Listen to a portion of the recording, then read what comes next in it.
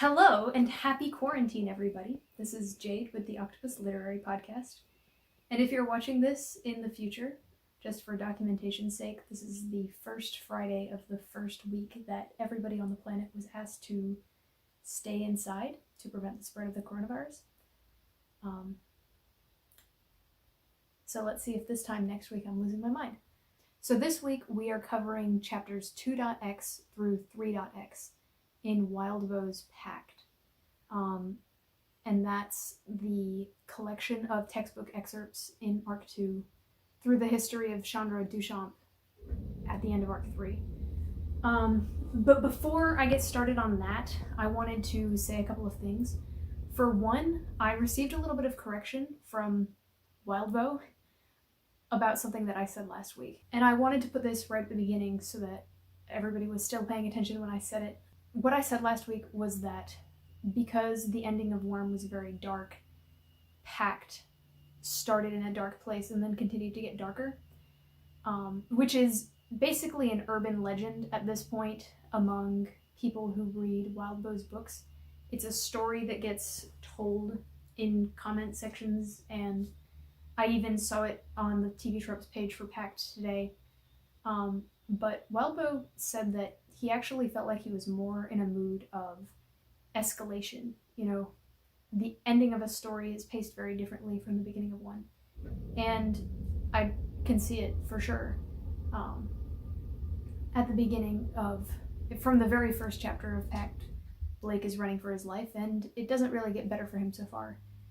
So I just wanted to put that up front, since I think it's important to make that distinction and hopefully start spreading that around a little bit more than the darkness thing.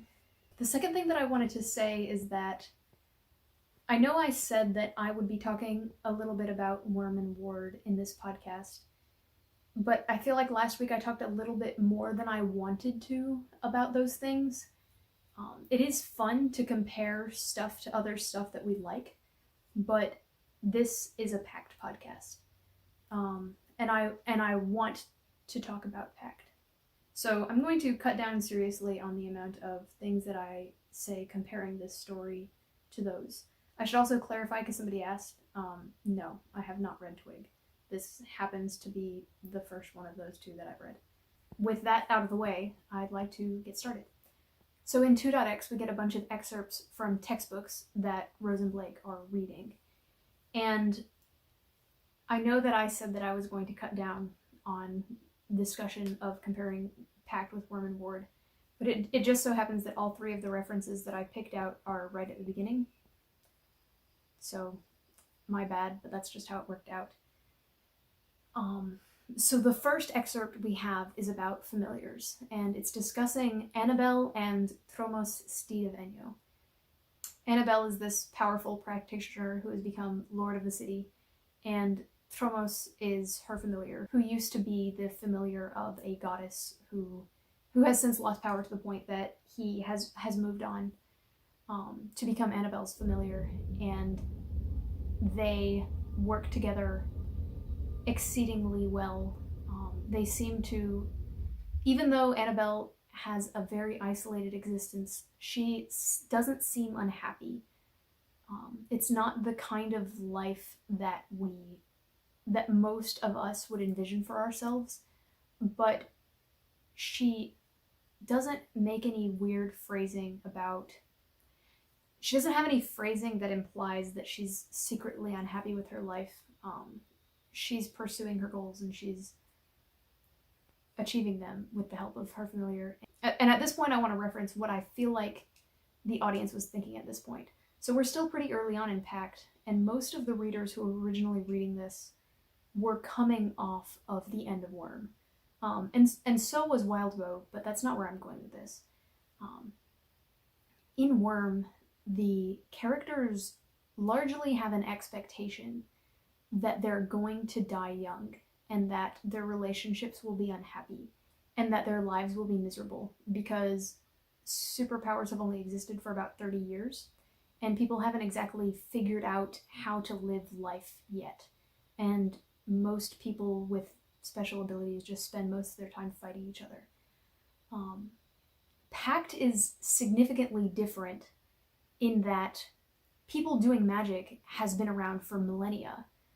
People are able to lead lives as practitioners and have children.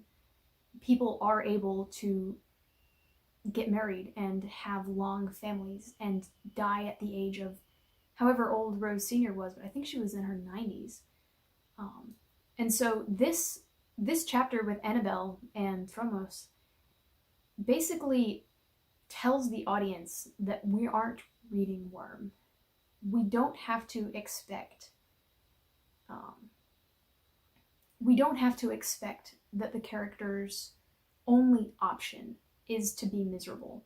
And not that everybody in Worm is just in a stew of misery at all times, but the culture is just like that. The culture in this world is, yeah, it's pretty kill or be killed, but it's not like no benefits can ever be reaped. So this chapter shows us that there is a potential future for Blake, that where he does achieve some kind of balance if he plays his cards absolutely perfectly. So then we move on to the second section in this chapter, which is about implements.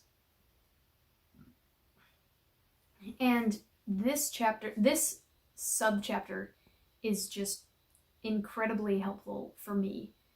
I mentioned last week that I never read fantasy, and that's largely because a lot of times if you'll ask somebody, why do you like books with magic? They'll say, I love that I feel like there's so much I don't understand. I feel like there's things that I can't imagine going on. What originally impressed me about the works of Wildbow was that things in Worm, at least, were a lot more thought out and a lot better explained to me than in most other work. If you tell me, oh, you're gonna love this because you're not gonna understand what's going on, I'm gonna look at you like you're nuts. So in a chapter like this, where the author gives me a starting point to be able to understand what is going on, he's effectively giving me the tools to be able to understand what happens in this story. He's not going to baby me, and I don't want him to. But this gives me something that I can chew on. And this was a huge relief for me when I first read this section, because I did feel a lot of trepidation reading this book where for the first bit you are supposed to feel disoriented. You are supposed to feel like you and Blake are out of your depth. And then so after that, I actually, throughout reading these chapters, I have been talking to some of the people in the Doof Discord about questions that I had about the magic that was going on. And every time I had a question about, can Blake do this? What does Blake have to do to be able to do this? People who have read Pact in the past were able to explain to me exactly how that worked, or at least tell me that they knew the answer and couldn't tell me. And that is what I want out of a book. I want, at the end of this, to be able to understand how all this stuff works and be able to explain it to somebody else. So then we move on to the section about domains, and this section is just wacky. It basically just exists to show you how strange and removed from the rest of humanity practitioners are. We're supposed to believe that they are closer to others than the rest of humanity, and that's the point of the domain section. And then we get to Lacey and Vic, which is another story about familiars. And they're this couple of formerly high school sweethearts who are now out of high school sweethearts, where one of them has been taken over by a nature spirit and spends most of his time and his wife-girlfriend's time managing the needs and desires of the nature spirit. In other words, we got our hopes up for Blake's future with the Annabelle and Tromos chapter. Like, yeah, things can get better. But this section just says, you can get your hopes up, but you can't get them that far up. So, yikes. So in 2.7, Maggie is visiting Hillsglade House and, looking through their books and reading things. And you're thinking that Maggie could be a ally or companion for Rose and or Blake. So there's this one point when Maggie asks for a beer, and Blake is like, dude, I can't give you a beer. You're 17. I should have looked up what the drinking age is in Canada before this. But I felt like that line was just to show us that there's this disparity in maturity levels between Blake and Maggie. In other words, Blake's only real option for true companionship at this point is Rose. But that's not going over super well, obviously. And so Maggie starts talking about goblins, which is her thing. She's good at working with goblins. And she talks about how goblins make life difficult for people who are in bad situations. We see Blake have some flashbacks to what life was like when he was homeless. He got shot at with BB guns by local teenagers. He was sleeping in the cold in winter in Canada, and he talks about how other people were beating him up on a regular basis just because he was there.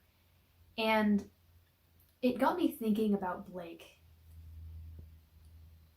And maybe this is something that I should have picked up on earlier, but when Blake is talking to his family in the first chapter, he is not afraid. He tells them exactly what he's thinking. He shows them he's angry. He stands up to them. He yells at his grandmother as she's dying. He's not afraid of his family in the slightest. There was little, if any, abuse going on in the Thorburn family when Blake was a child. Neglect, maybe, but not abuse. Blake isn't afraid of returning home. He just wanted them to prove that they loved him. And Blake underwent this incredible ordeal with being homeless for a time and getting beat up on the streets, effectively out of pride. He could have gone home at any time, and he dropped out of school and decided to live on the streets because he is stubborn. And I like Blake, don't get me wrong, but that's a lot of stubbornness. That's a lot of stubbornness.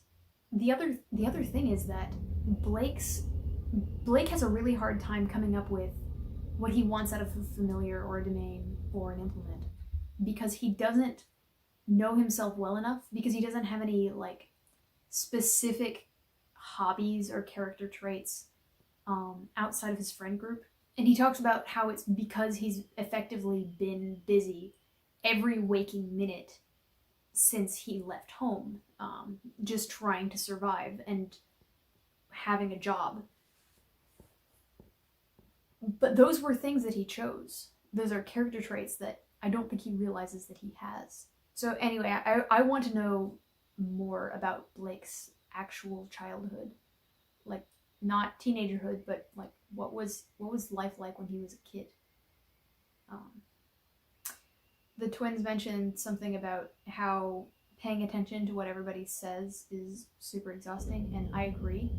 Not to make myself look bad, but I listened to the audiobook, and it's definitely very difficult to comb through what everybody is saying, when you can only occasionally go back and listen to something. With the audiobook, the information is paced out to you and there's pretty much nothing you can do about it. So now I want to talk about Maggie's interlude. And this is the bit that I have the most to talk about. This chapter is awesome. I mean, most of the interludes are awesome, but this had a lot of stuff in it that I had a lot to say. So the very first thing that I wanted to talk about in Maggie's interlude was, it says that Heather has dyed black hair.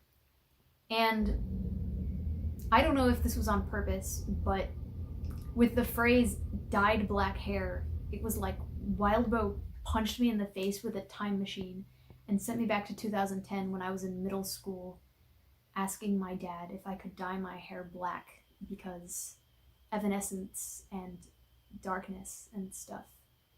And he said no. Later on in this section, Blake talks to a bunch of guys at a wedding, and they're all either middle-aged dudes or pretending to be middle-aged dudes, and they're standing around drinking with no women around. And I have no idea, and I will never have any idea, whether that is the way that real middle-aged men talk at an engagement party. But I can tell you that I have read a lot of conversation between teenage girls written by Wildbow, and every single one of them has been perfect. All of them are exactly the way that teenage girls talk and talk to each other. And it's almost painful. Maggie has this conversation with her dad where he's messing with her, where she's just being super edgy, and he messes with her by trying to give her like a talk about sex and birth control and stuff. And you can tell that he's just taking this immense joy out of being a dad. He became my favorite character in like 0.5 lines because you can tell he just enjoys being Maggie's dad so much. He's great. He talks to Maggie so well. I have spent quite a bit of time working with teenagers in a teaching environment, and it is difficult to express how easy it is to become the nicest person that a teenager has ever spoken to, or the nicest adult, because most of the time what it takes is not telling them that they're wrong for a very short period of time. Maggie spends the majority of this conversation just talking about how, making friends is pointless, and, high school is not important. What's really cool is going to college, and I can't wait to be an adult and stuff that a lot of adults would just want to correct her on, would just want to sit down and say, listen, you have no idea what you're talking about. But Maggie's dad doesn't do that. Actually, neither him nor her other dad. So on the off chance that you are reading Pact and watching this video without having read Worm, just some prior knowledge. In Worm, there were a bunch of references to Maggie Holt books. There were no references to Blake, but there were a bunch of references to Maggie Holt as this like Katniss Everdeen character in universe, who was this epic hero, and there were a bunch of movie adaptations of the Maggie Holt books, and all the girls in Worm were talking about how they would do at the adaptation of the book to the movie, and which ones were the best and stuff. So going into Pact and knowing that Maggie Holt is in here, we all kind of had an expectation that she was this hyper badass, revolutionary leader girl, and she really isn't. And she definitely has brave and heroic moments. She's definitely able to handle a lot more stress than any of her peers. But she acts very much like a child. And this is where we get to my third and final comparison this week of Pact to Worm. So I want to compare Maggie to Wildbow's other fan favorite, scarf-wearing, knife-wielding little girl, Worm's Aisha Laborn. So in Worm, there is a 13-year-old girl named Aisha who spends just the entire book being almost obsessed with being a full-fledged, respected member of the team, and she just wants to prove to everybody that she's just as strong and capable as the older kids. And I always saw her as a little girl, like no matter what she did. Every time she said, I'm gonna prove to everybody that I'm an adult by killing this guy, I was like, oh, look, baby's first throat slashing. She was described as tall, and I always pictured her as being like really tiny and adorable. But then in Ward, she's 17, which is the same age that Maggie is now in Pact. And she's confident, and she doesn't feel the need to constantly reassure everyone that she's older anymore. And I have complete respect for her. She says she can do something, and I believe it. I don't think twice about it. I frequently forget that she's younger than some of the other characters, and I never doubt that she's capable of handling the responsibility that she claims to be able to handle. It's just not a thought that crosses my mind.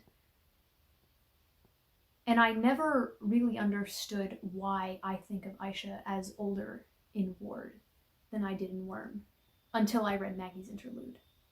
Maggie has this borderline obsession with being an adult. She's always talking about what life will be like when she leaves high school, and how high school isn't important, and how the friends she's making right now aren't important, and how she might as well not make any friends because high school friends don't mean anything, and what she really wants to be is a grown-up. And I think of her the same way I thought of 13-year-old Aisha, as incredibly juvenile. And I realize now that it's not the presence of Aisha's responsibilities in Ward, but the absence of her obsession with being seen as older that makes me see her as older. Now, all of this takes place in a flashback, and Maggie has definitely diminished in these behaviors in the present time, but it doesn't change the fact that I think of her as a child. Anyway, back to Blake's perspective. So after Blake tries to wrangle some more ghosts, Rose is talking about what her life was like with all the other girls in the family trying to kill her and trying to sabotage her life and stuff. And at this point, it almost looks like Rose had more reason to leave the family than Blake did. And we don't know what Blake's home life was like before he left. But I wonder if Blake is going to start regretting leaving because his life wasn't that bad. Like, just because his parents weren't as nice to him, he was actually friends with Paige and Molly, instead of having his breaks cut. I don't know. I don't want to compare trauma, but I think Blake will at some point. I think he'll have to. Blake keeps wondering if there's a book for whatever problem he's facing. I think that by the end of this, he and Rose will be writing down notes. Whether they're writing a book or not, they're going to be writing something for people to find later. Just thematically relevant. We find out that when Blake is afraid or insecure, he gets angry. he doesn't think that he has very many character traits, so we have to glean them. At one point, Blake thinks, if I get replaced, at least Rose will remember me. So first he gets mad at Rose for the idea that she might replace him. And then he's like, well, at least if I get replaced, Rose will remember me. I wrote down in my notes like 6 times that he needs to sit down and like meditate for a little while, because, and not even necessarily like cross-legged on the floor meditation, but he needs to take a break where he thinks about what his life is going to be like from now on, because he spends a lot of time talking about how, he mentions several times in these chapters how, oh, if I don't hurry up with this magic shit, I'm not going to be able to go back to my job as a handyman. Blake. In the running dictionary of things that will absolutely become important later, thematically or not, we state twice, one each from Rose and Blake, the only way to win is to absolutely destroy the other motherfucker.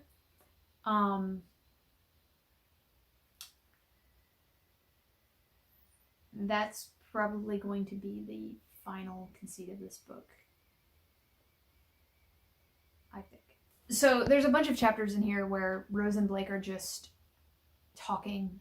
They do some stuff for like a quarter of the chapter, and then the rest of it is them just talking, and then maybe at the end they just do some more stuff, just so that the plot keeps moving. But the large majority of the page space in the chapter is Rose and Blake just talking. And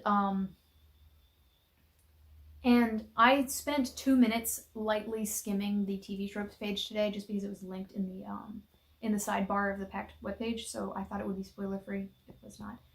One of the things that I saw when I was reading through TV tropes is that people don't like Rose, and I'm not surprised, because people didn't like Brian either, who was the person in Worm that the protagonist like spent a lot of page space just talking to. But I get the sense that some people grow tired of the like one-on-one interactions between the protagonist and the one person that the book is exploring their relationship with at the moment. So to give my opinion on this, I'd like to tell you about my high school etiquette class. So when I was a senior in high school, everybody had to take this stupid, it would have been actually useful if I'd paid attention, etiquette class where we learned, like, you're supposed to take the spoons, you're supposed to eat with the forks from, like, the outside in. You're supposed to start with the outside fork and then, like, go towards the inside, and then the same thing with the spoons, I think, but maybe it could have been the knives. Anyway, I failed my high school etiquette class because what we ate was soup. One of the foods that they gave us was soup, and I love soup. So I ate the stuff out of the soup, and then I picked up the soup bowl and I drank it, and I slurped the soup, and I went and the etiquette lady was like, what the hell is wrong with you? So I just want you to imagine me at 18, I didn't look that different, slurping loudly. That is the vigor with which I slurp up these one-on-one interactions. I could read this shit all day. The rest of the book could be 75% Blake walking through the forest, talking to Rose about how they got lost in a grocery store, and I would be happy. Great literature. And if you don't agree with me, you're just wrong. My favorite bit in this whole section is when Rose asks Blake whether he's lost his mind, and he starts waxing poetic about how, well, aren't we both lost? Aren't we both lost in this crazy world? Aren't we just lost, Rose?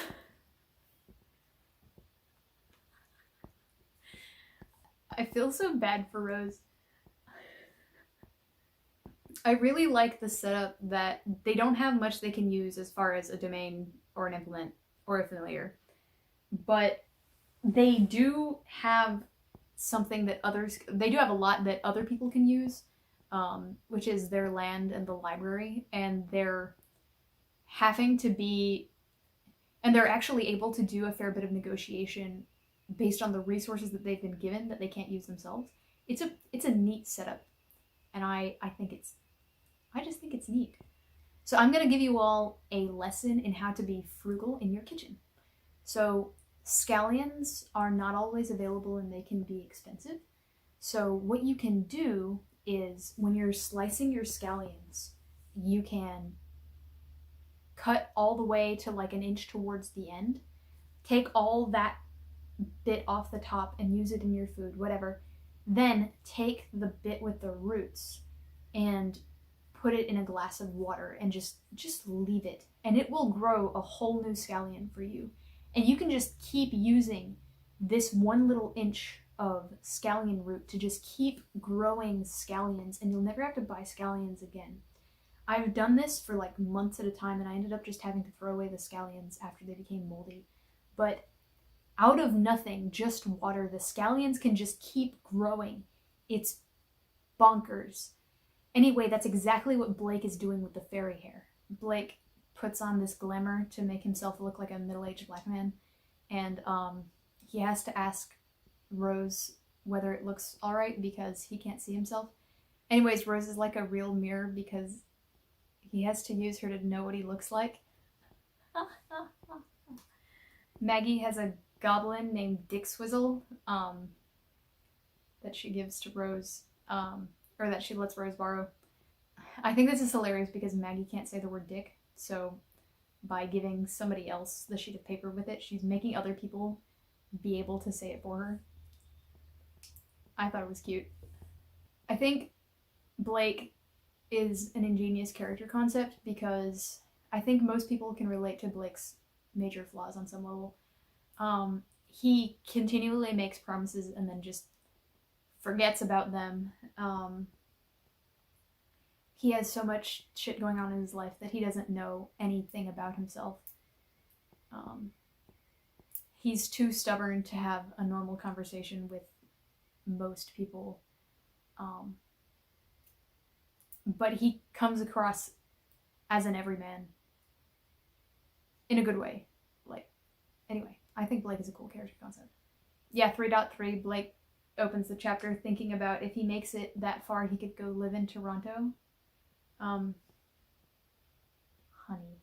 I appreciate the fact that Blake is embracing the idea that Rose could replace him. He was bitter about the idea that Rose could replace him for like 0.5 seconds. But once he started seeing it as not necessarily him dying and her taking his place, he stopped being bitter about it almost immediately. And I thought that was a breath of fresh air from what I would expect reading most other literature. So we find out there's some differences in abilities between Blake and Rose because of how others see men and women. So it looks like we're going to have some commentary going on about what gender means. Not even commentary, but like an exploration. And I honestly should have seen that coming, but I may care less about gender politics than any other living being on Earth.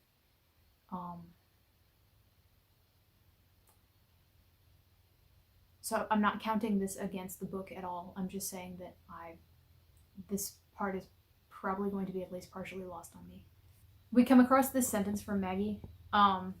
She says, "It's like looking at the workings of the human body. It's messy and gross and bloody and mucked up and imperfect, but there's an art there."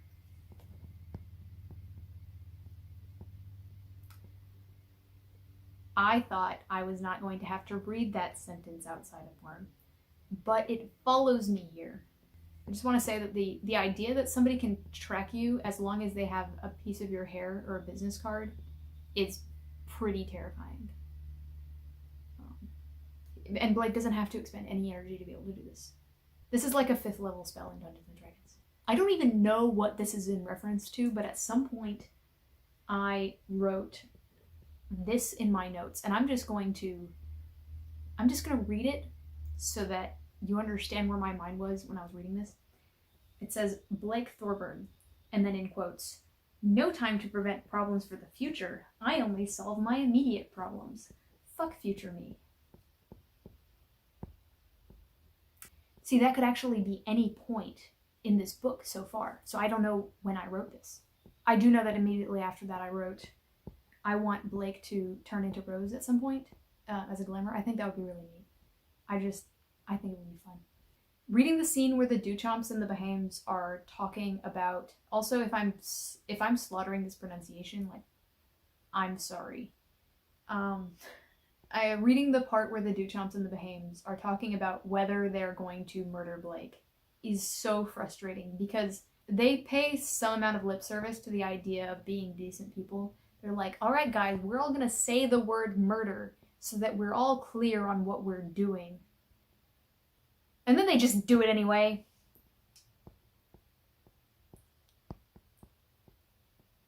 They were all raised in this, and so kindness, like, legitimately doesn't occur to them. The idea that they might not do a shitty thing occurs to them, but the idea that they might do a good thing doesn't occur to them. Okay, for one, the most fun part of this whole section is undoubtedly when Blake turns into a 6-year-old boy and runs around screwing things up. That was so much fun, especially because when Blake was dressed up as the middle-aged man, he was acting like a creep in order to take attention off the idea that he was pretending to be somebody he wasn't. And it was just really gross. But when he's running around pretending to be a little boy, it is a lot of fun, and it's super awesome. Especially the bit when he goes and asks his mom, "Mom, do you love me?" So that she says, "Yes, of course," so that he can say Mom says yes to things. It was adorable and fun and just a super creative, cool idea. Definitely the most enjoyable part of this book so far. I also really liked the fact that his solution was to call 911, because it probably doesn't occur to these people that that is a thing that could happen. They solve their problems with magic. They ward people away from coffee tables with magic. Laird is the chief of police, so of course they never have to deal with the police. It was cool. Never mind, I lied. The most enjoyable part of this entire section is definitely when Rose is trying to describe to Blake how Dickswizzle won't stop shoving things up his ass, but she can't describe it because she's embarrassed. It was a lot of fun. Also, if anybody in my house is overhearing this, they probably think this book sounds terrible. Blake talks about getting Rose like a servant of some kind that she can use to achieve her goals in the real world, which I'm honestly really excited about. I look forward to that. It's a prospect that excites me. I love the fact that Blake ordered this goblin to destroy the inside of their house, but at least he gave back the little kid's boots. So then we move on to the Sondra Duchamp interlude. I don't even know if they're called interludes in this book. But this was the best chapter by far for me so far in the book. And it probably has a lot to do with the fact that I took a break in the middle. I read the first section where Sondra meets Jerry And then I got up to take a shower, so I had a lot of time to think about what had just happened, and then I went back and read the rest of it. So I had expectations going into the second half of the chapter based on what I had interpreted from the beginning, and that made this a very powerful chapter for me. But I do think that this chapter is very powerful without that break. But yeah, this is definitely my favorite thus far. So Sondra Duchamp at the age of 19 in the 80s is being introduced to a man who she could choose to marry. His name is Jerry Meath, and he seems like a hoodlum. When you first read this chapter, it's very sad and potentially disturbing. You've got Sandra's aunt dressing her up like a Thanksgiving turkey. There's a lot of emphasis on her aunt like making her boobs look nice with the corset. Jerry comes in, and there's essentially this negotiation for the ownership of Sondra, and he eventually just tells her aunt that he is willing to take her. But given about 2 minutes of thought, there's a lot to this section that implies that Jerry and Sondra could actually be a very good match. So at first what we see is Jerry comes in, and he looks up and down at Sondra and Missy, who is her cousin, and he basically says that he's not attracted to her as a Barbie. Sondra is effectively, in this situation, Sondra is effectively for sale as a person who can stand by someone's side and make them more powerful. Sondra is a power amplifier. I almost said for hire, but it's really for sale. And there's a specific look that all of the Duchamps have that we've seen quite a bit. And what happens almost immediately is Jeremy asserts dominance over the situation. He puts Nicole, who is the current head of the Duchamp coven, on the back foot, like 3 lines into the conversation, to the point that Nicole just starts using hand gestures instead of actually speaking, because she doesn't want to continually be argued with. Sondra tries to sell herself to Jeremy as this handcrafted product. She has a degree in a useful discipline. She has the exact same set of magical skills that the rest of her sisters have. She can talk about how all Duchamp girls are able to amplify the power of their husbands. And Jerry doesn't want that. He straight up says that he doesn't want a Barbie, and that he's not impressed by the fact that her boobs are perfect. It is only once Sondra shows that she was able to wrestle a troll and that she's willing to break his $300 bottle of wine to establish dominance over the situation that he is interested in her. He doesn't want a concubine. And this is good for Sondra, because when we see in Sondra's head, it's clear that she identifies as a Duchamp. She knows that she's a cog in the Duchamp machine, but she's proud of it. She's insulted if you call her boring, but she's not insulted if you say that she's just one of the Duchamps. A Duchamp is what she wants to be. She's very easily able to diminish herself. So the fact that Jerry wants her to be someone who stands up for herself as a person and not just as part of her coven seems like it's good for her. And in the future, when I stopped at the end of this section, I thought about what she's like in the present. She's very strong and commanding, and she leads the coven, and she leads largely the town. So she hasn't, we know that from a lifetime of being married to Jeremy, she's not been beaten down or oppressed. She also has a very healthy and happy relationship with Hildur, her troll familiar, a familiar which appears to be exceedingly rare. All of the other Duchamp girls we've seen have had fairies, but most of the trolls at this point are dead. So in other words, I was really expecting this to be a lot happier than it turned out to be.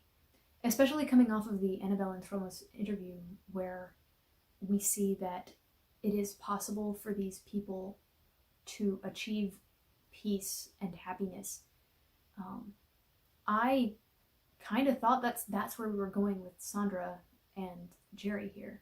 So 15 years after this, Sondra is negotiating with some fairies for some familiars for her nieces when she realizes that someone is with her party that she didn't realize. And we're led to sort of believe by the text that Jeremy is like stalking her or something, but it just turns out that she's pregnant, and she's pretty happy about this. We see her and Jerry interacting, and it's pretty tragic, but it's not as tragic as it could be.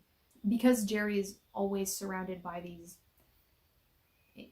sexy nymphs, he has no real sexual desire for his wife. But it seems like if it weren't for that situation, they would have a chance at being a happy couple. And after it turns out that whatever mission they were going after, which we'll talk about at a later time, the goal that they had that allowed them to get married in the first place, when it turns out that it has fallen apart, they sit and hold hands. And it seems like they may actually have a chance at turning their relationship into something genuine for about 5 sentences. But it turns out that something about Jerry's relationship with his deity, Dionysus, has caused her to be pregnant with a boy, which is something that is just impossible for Duchamps, and that he'll never be able to sire a girl, which is what she needs. And then we just cut to the present, 15 years after that, and they're divorced.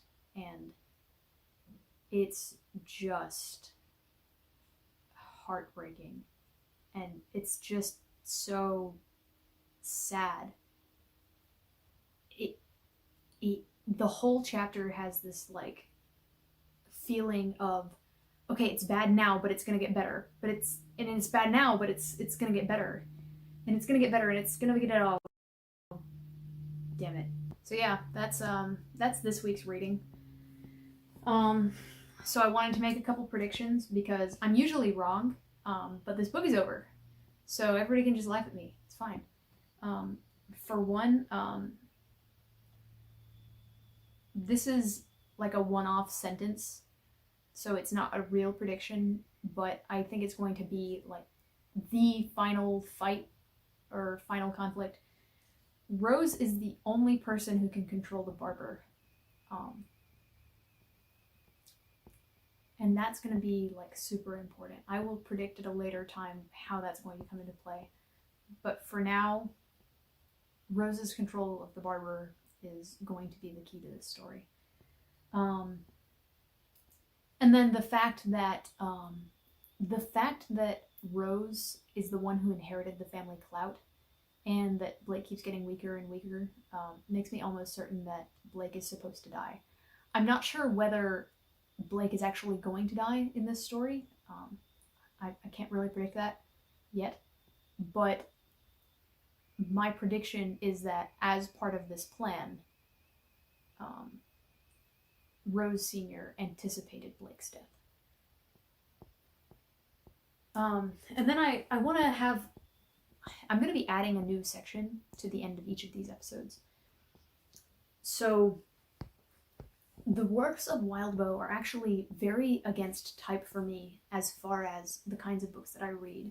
I mentioned last week that I like superhero stuff, and I do, but what I really, really enjoy reading is books that books and TV shows and movies and all that stuff that make me want to be a better person, or better yet, challenge me to be a better person.